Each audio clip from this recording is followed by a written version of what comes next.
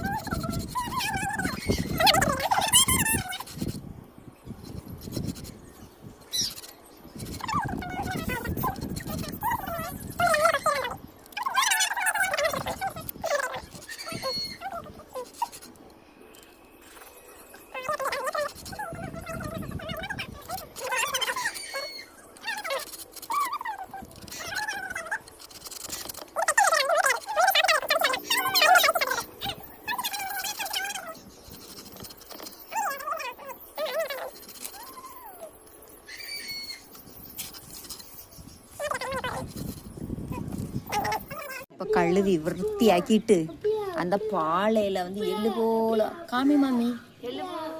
இப்போ நாங்கள் கழுவி விருத்தியாக்கியாச்சு. என்ன அடுத்து நாங்கள் இது வந்து நாகர்கோவில் ஸ்பெஷல், கன்னியாகுமரி ஸ்பெஷல்னு சொல்லுவாங்க. குடிமிளகு குழம்புன்னு சொல்லுவாங்க. இது வந்து பிள்ளை பத்தவங்களுக்கு கொடுக்கறது. அந்த குழம்புக்கு தேவையான மசாலா எல்லாம் இப்போ நாங்கள் அரைக்க போகிறோம். அது என்னன்னு எல்லாம் பார்ப்போம் வாங்க.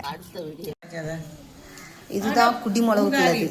இதில் வந்து நிறைய சாதனம் கிடக்கும். என்னதுன்னா சுக்கு, மிளகு, திப்பிலி, அப்புறம் இந்த கம்புக்கு பேர் தெரியலை, அப்புறம் இது பூண்டு, இது வந்து காயம், அடுத்தது துண்டு மஞ்சள்.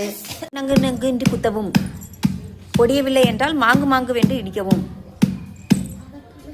கரெக்டா மாமி? இப்படிப்பட்ட தின்னான பொருளை இப்படி இடிச்சு சேர்த்துக்கணும். அப்பதான் மிக்சியில அரையும். மிக்சியில அது கூட வந்து வத்தல் பொடி, மல்லிப்பொடி, மஞ்சள் பொடி எல்லாத்தையும் சேர்த்து போட்டு இப்போ ஒரு அரை. இது கூட தேங்காவும், இதுல மசாலா எல்லாம் அரைச்சி எடுத்து ஊற்றி மிக்சியும் கழுவி தண்ணி ஊற்றியாச்சு.